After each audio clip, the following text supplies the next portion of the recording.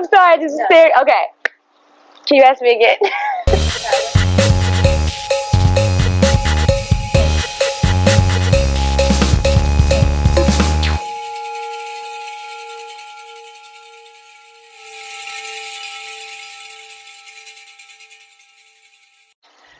To get rooted simply means to go back to your core, back to your foundation, to the things that make you you. I think a lot of times when we have frustrations in life, we seek to go outside of ourselves when really they could be fixed internally. And honestly, that starts with, to me, what we put in our bodies as far as food and that reflection to our outer being.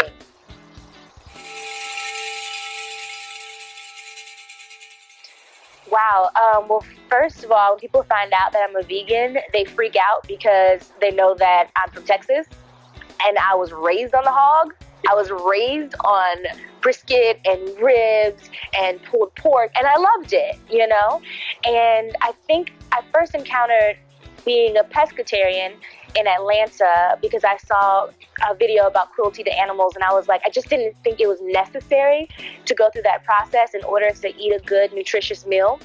And then it honestly became a spiritual thing. It became about me wanting to know where my food came from, you know, wanting to know that it was organic and natural, because I think people spend so much time on their exterior, like buying good things and getting their hair done, and then go through a drive-through and get like a Big Mac and don't care about the inside, which is fine. But to me, there was a correlation, and I just felt better. So I was a pescatarian for a while, and then I was a vegetarian, and the only thing that was keeping me from being vegan was ice cream and cheese. And I separated from that and I became vegan, and I honestly feel better. I have more energy. I see the world through a more compassionate and kind and loving perspective. At least I try to. So it's become a spiritual thing, not just about food.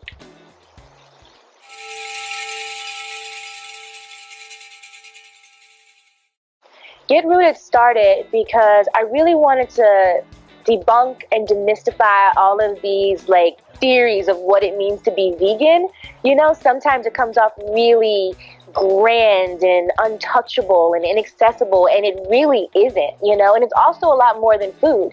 Like when people find out I'm a vegan, they're like, oh, well, you can't have meat, what do you eat, you know? But there's an entire world of food that you can be exposed to, and it extends to sustainable living, you know, to your clothing, to being kind to animals and to humans. And I wanted to show that vegan lifestyle can be something real, something obtainable, and something that a lot of people in the world, in our cities, in our country already do and may not even be aware of it. So that's really why it started.